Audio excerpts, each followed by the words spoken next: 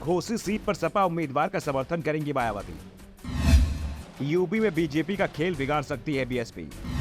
घोसी विधानसभा उपचुनाव में सपा बीजेपी के बीच काटेगी टक्कर। यूपी में घोसी सीट पर उपचुनाव चल रहा है और ये चुनाव हो रहा है 2022 में सपा के टिकट पर चुनाव जीते दारा सिंह चौहान के चलते। दारा सिंह चौहान ने 2017 में बीजेपी के टिकट पर चुनाव लड़ा था और जीत हासिल की थी। योगी सरकार में वो मंत्री भी बनाए गए थे, लेकिन 2022 के विधानसभा चुनाव का ऐलान होने के बाद वो बीजेपी से इस्तीफा देकर सपा में चले गए और सपा की टिकट पर चुनाव भी जीत गए। लेकिन जब सपा की सरकार नहीं बनी तो उन्होंने पार्टी से दूरी बनाना भी शुरू कर दिया और पिछले महीने दारा सिंह चौहान ने सपा के सभी पदों यहाँ तक कि विधायक पद से भी इस्तीफा दे दिया और बीजेपी में शामिल हो गए, जिसके बाद घोसी सीट पर चुनाव का ऐलान किया गया है। उपचुनाव में दारा सिंह चौहान को बीजेपी ने अपना उम्मीदवार बनाया है और पार्टी ने यहाँ अपनी पूरी ताकत भी झोंक दी है, तो दूसरी ओर सपा ने भी इस सीट को अपनी प्रतिष्ठा से जोड़ लिया है।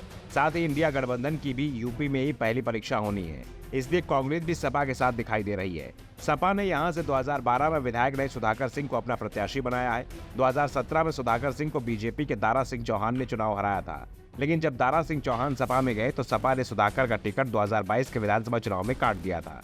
लेकिन दारा के पलटी मारने में एक बार फिर सुधाकर पर सपा ने दांव लगा दिया है। फिलहाल बहुजन समाज पार्टी ने उपचुनाव में अपना प्रत्याशी नहीं उतारकर इंडिया गठबंधन के नेताओं को लोकसभा 2024 के लिए खास संदेश दिया है, जिससे बीजेपी में खलबली भी देखी जा रही है।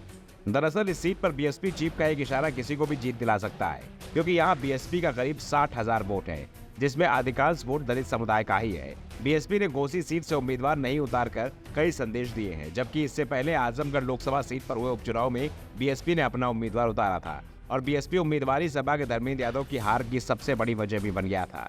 ऐसे में इस बार घोसी से बीएसपी ने अपना उम्मीदवार नहीं उतारकर कई संदेश दिए हैं और ये संदेश इंडिया गठबंधन के लिए ही माने जा रहे हैं। हालांकि मायावती ने खुलकर किसी का समर्थन नहीं किया है, लेकिन अभी वोटिंग में समय है। चुनाव प्रचार ने भी तेजी पकड़ ली है और संकेत साफ है कि मायावती कोई बड़ा फैसला भी कर सकती है और मायावती का एक फैसला घोसी पर हार और जीत भी तय कर देगा। उत्तर प्रदेश की घोसी विधानसभा सीट आने वाले समय में लोकसभा 2024 के चुनाव में बड़ा दांव मानी जा रही है। जहां एक और ओम प्रकाश राजभर और दारा सिंह चौहान पर दांव खेल रही बीजेपी इस चुनाव को जीत जाती है, उत्तर प्रदेश में अपने गठबंधन को मजबूती से पेश कर इंडिया गठबंधन पर सवाल उठा सकती है। वहीं दूसरी ओर बीजेपी के गठबंधन पर सपा भारी पड़ती है तो लोकसभा चुनाव से पहले यह बीजेपी की करारी हार मानी जा सकती है, जिसके चलते सपा इंडिया गठबंधन में खुद को साबित कर सके। फिलहाल बीजेपी अभी भी यही चाह रही है कि मायावती जल्दी कोई फैसला लेकर घोसी विधानसभा सीट पर अपना उम्मीदवार उतारे, जिससे कि उसके लिए इस चुनाव को जीतना आसान हो सके। वहीं बसपा की ओर से उम्मीदवार नहीं उतारे जाने पर यह बीजेपी के लिए काफी मुश्किलें पैदा कर सकता है। दरअसल 2019 के लोकसभा चुनाव सपा और बसपा ने मिलकर लड़ा था, लेकिन इस चुनाव में वो सफलता गठबंधन को नहीं मिल पाई थी, जो उससे पहले उपचुनाव में मिल रही थी।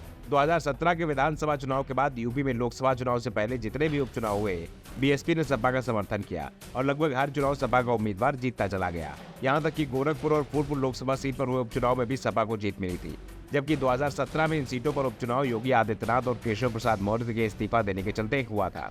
ऐसे में मायावती ने अगर सपा का समर्थन कर दिया, जिसके संकेत भी मिल रहे हैं, तो बीजेपी का खेल खराब हो सकता है। Bureau report, the such India.